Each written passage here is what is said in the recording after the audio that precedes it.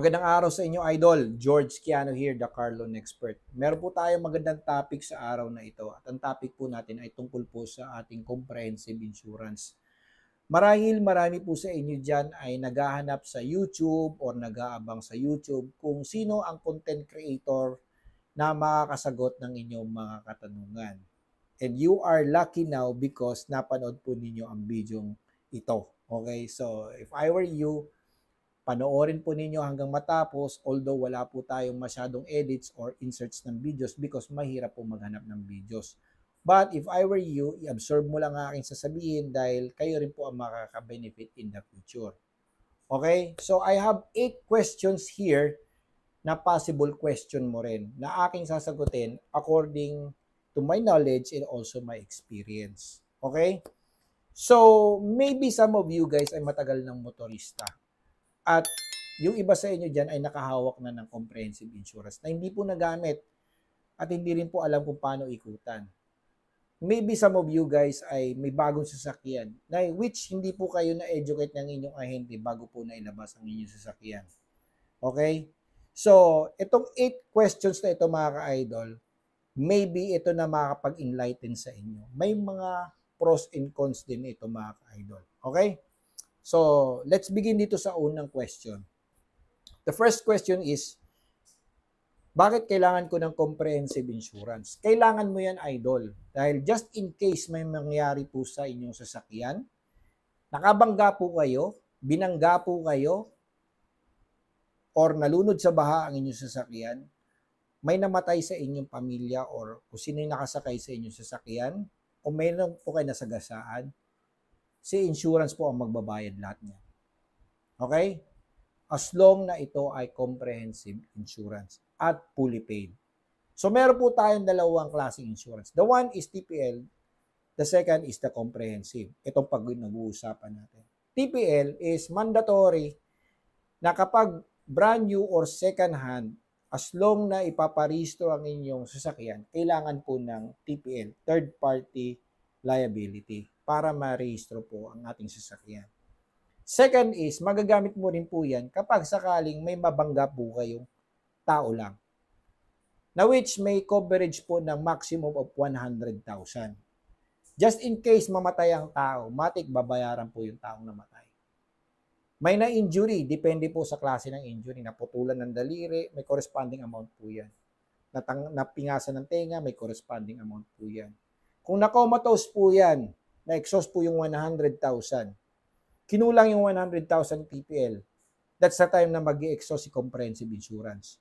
Pero kapag hindi nag-exhaust si TPL, hindi rin po mag-i-exhaust si comprehensive insurance. Okay? Take note nyo yan mga ka-idol. So once na bago ang inyong sasakyan at kinuha ninyo through financing, whether it's bank or bank PO, matik kailangan po ng comprehensive insurance with acts of nature. Kapag sa dealer po kayo, dalawang klaseng insurance. The one is non-lock-in, yung isa is lock-in. So ano ang difference ng dalawa? As you can see, ang mga pinapakitang promo sa dealership ay yung mga kung sino yung pinakamababang down payment. Now, which enticingly, doon tayo na hook up o nakiklickbait, napapa-inquire na kahit low budget lang or kulang ang ating pera napapa-inquire po tayo. Okay? So let's say ang offer ni PS Bank is 30,000 down payment all in versus BDO, 0 down payment all in. So anong difference ng dalawa? Pareho naman silang promo. Magkaibang bangko nga lang. Si PS Bank, ang offer niya is non-lock-in. Libre yung unang taon, the rest of 4 years, ikaw na ang maghanap ng insurance or i-reinsure mo sa dealership. Okay? So, anong advantage nito? Mas mura. Makakahanap ka ng mas mura. Pwede mong bayaran good as cash, kung may budget ka, pwede ring installment. Ang risk nito is baka hindi mo ma-insure. At kung sakaling nangyari sa iyo yung katulad doon sa Carina, na kailangan na-insure mo na ang inyong sasakyan at hindi mo na-insure at yung sasakyan mo ay na total loss definitely, pababayaran po sa iyo ng bangko yung buong sasakyan dahil hindi mo na-insure. At pwede kang kasuhan ng bangko. Okay?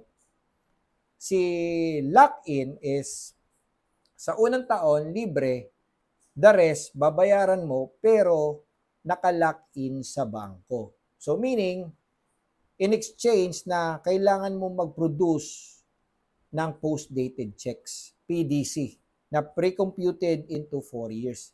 So every year, meron po yung computation kung magkano ang inyong premium. Ngayon, ang difference lang doon is baka, okay, o normally, mas mataas ang premium. Bakit? Dahil yun ang catch ng kanilang agreement sa zero down payment.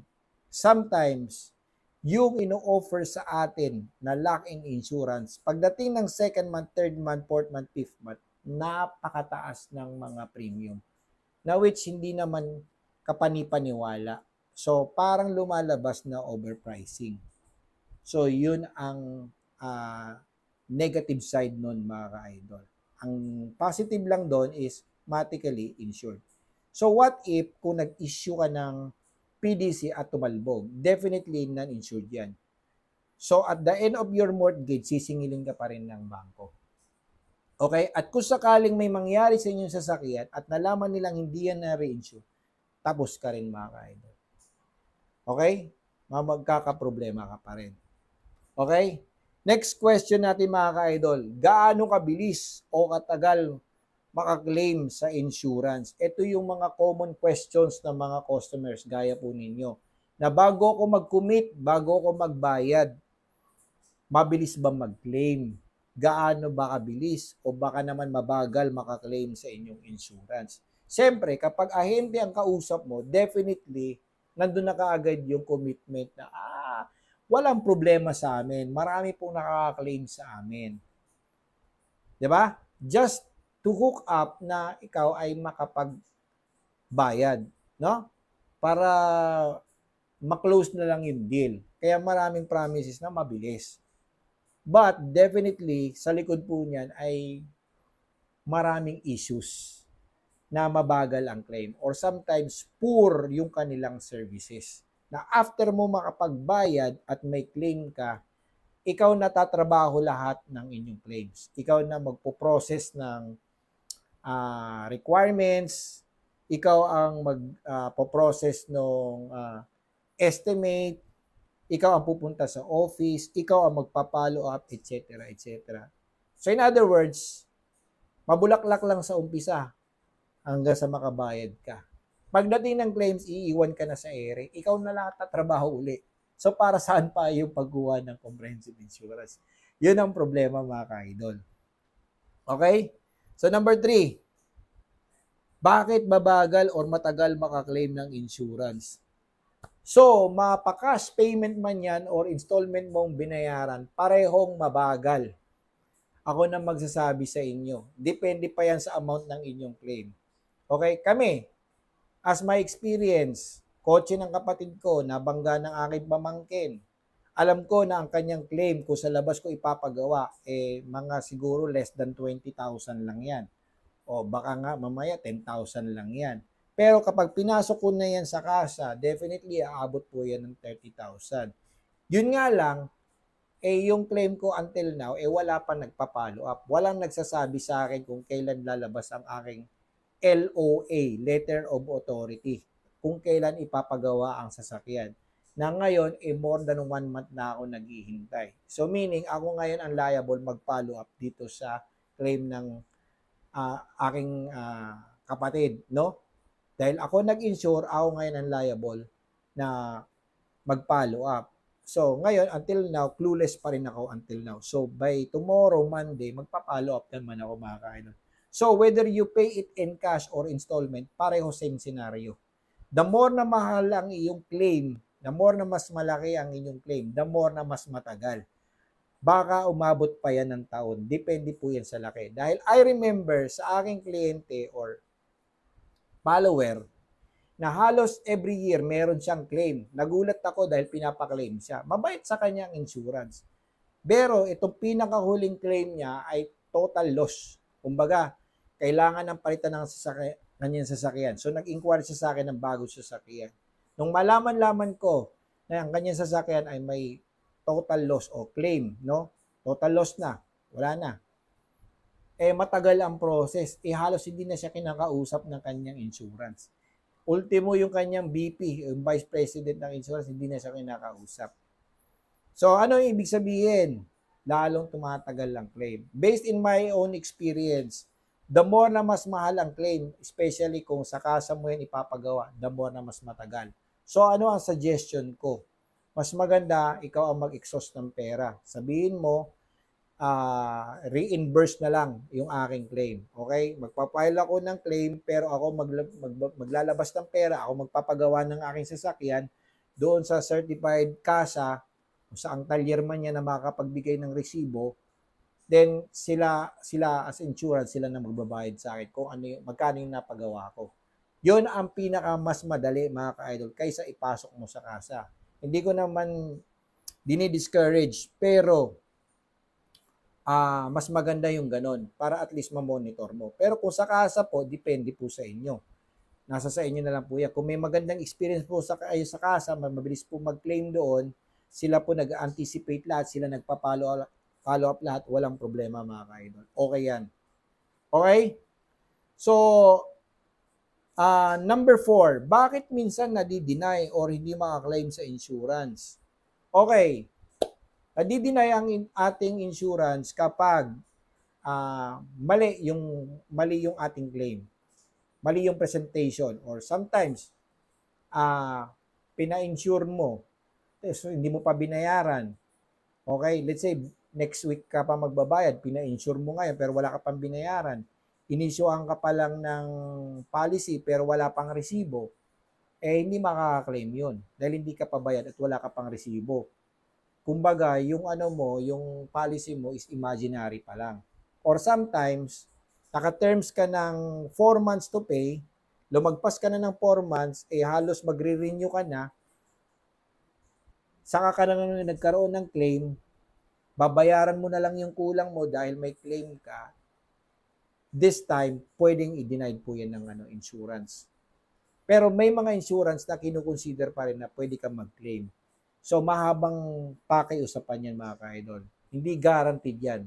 Definitely, i-deny din po nila yan minsan. Okay?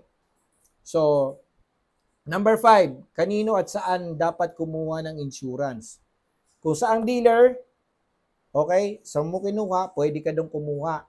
But before ka pumunta doon, siyempre mag-source out ka muna, magpa-compute ka muna sa iba kung ano ang pinakamababa. Yung net price ng premium. May mataas na coverage, mababa ang premium, mababa ang deductible. Okay? Okay yun, mga ka-idol. Pwede sa kasa, okay? Pero, kung sa labas po kayo, mas maganda sa branch po ng mismong insurance. Let's say, yung insurance na yan, ang pinaka-head office is Makati. May branch sila somewhere in Antipolo or Cavite. Doon po kayo pumunta. At least, mabibigyan po kayo ng resibo. At least, wala na kayong ahente. Di ba? Kasi kung may ahente po kayo, sometimes, baka hindi rin may ma-follow up ni ahente. Or maybe, baka hindi po na turnover ni ahente ang inyong payment. Definitely, baka magka-aberya din kayo, mga ka-idol. Baka hindi rin po kayo makaka-claim. Yun ang sinasabi ko sa inyo. Okay?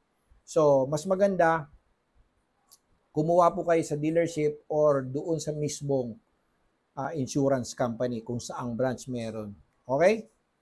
Number 6, ano-ano ang sistema ng pagbabayad? Pwedeng cash, mas maganda cash para wala na kayong iniisip. Pwede rin pong installment. Pwede pong mag-issue kayo ng PDC. Okay? Matic na yan, makaka-claim po kayo basta sa long po kayo ng PDC. Okay? Pwede rin po yung over the counter, pero mas maganda mag-issue po kayo ng PDC. Para secured na yan ay considered bayad na po yan using your check. Okay? Number 7. Okay? Ano daw ang magandang insurance company?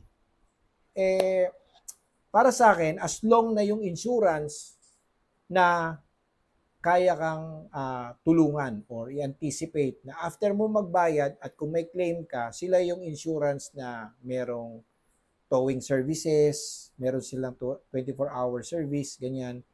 meron silang initiative na i-follow up po kayo, okay? Meron silang loaner car na just in case yung iyong sasakyan ay hindi magamit, pwede po silang magpahiram ng sasakyan kahit second hand. Yung ganon, di ba? At mabilis po yung kanilang process, no? Na as much as possible, less than 1 month lang, okay na, goods na yung iyong claim. Ganon mga ka-idol. Pero feeling ko, lahat naman ng insurance may kanya-kanyang strength and weaknesses. Kayo na lang bahalang mag-research. Okay? Dahil yung sometimes yung nasa isip kong company ay may mga negative feedback din po yan. So, ibig ko sabihin, maaring gwapo sa paningin ko, pero sa iba may bad experience sila. Ganon. Okay? And then number 8, need ko ba talaga ng insurance? So kapag naka-mortgage po ang inyong sasakyan, need mo talaga ng insurance with acts of nature. Kapag cash po yan, depende po yan sa lalim ng inyong bulsa. Kung kaya mo mag-sell out ng malaking pera instantly. At kapag luma ng inyong sasakyan at hindi po yan naka-mortgage, okay, mind you mga ka-idol, kapag more than 3 years ang inyong sasakyan, whether kung naka-financing po yan or hindi, meron pa rin kayong participation sa mga pyesa na magagamit sa inyong sasakyan. Pyesa na i-replace sa inyong sasakyan. So, let's say, meron po kayong deductible doon sa inyong insurance. Okay? Meron din po kayong participation doon sa parts. Let's say, 10,000 yung parts. O meron po kayong, let's say, 20% participation sa inyong parts. So, additional po yan doon sa inyong deductible. So, is it required? Pwede. Depende po sa inyong budget. Pero kung ako tatanungin mo, baka hindi na. Mag-iingat na lang siguro ako sa aking pagmamaneho. Di ba? Or medyo madalang lang ako gumamit ng sasakyan. As much as possible, medyo magtitipid ako kahit papano. Di ba? Okay? So, yun lang mga ka-idol. Ang masasabi ko lang dito, the more na mas mahal ang inyong claim, okay? Kung sa kasa nyo pinagawa yan, definitely mabagal ang process. Mabagal po ang inyong claim dahil mahal. Ang gusto ng insurance is mas mababa lang yung babayaran nila. Okay? So, anong figure na ideal? Dapat less than 30,000 sana.